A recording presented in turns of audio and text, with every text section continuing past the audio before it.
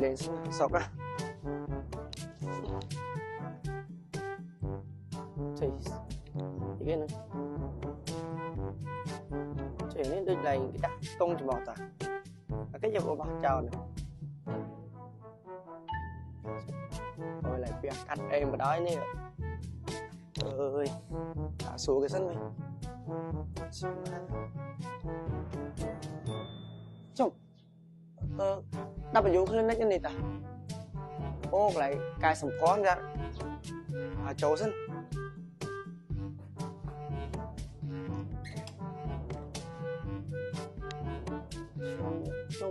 CW Clinic មែន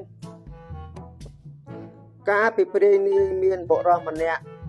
គាត់ដើរក៏រើសបានខ្ទង់ច្រមុះតែគាត់ចង់កែសម្ផស្សមិនដឹងជាទៅកែនៅកន្លែងណាដើរដល់ចំណុច CW Clinic គាត់ក៏បានបើកទ្វារចូលរួបក៏ជួបជាមួយនឹងដុកទ័រនៅ CW Clinic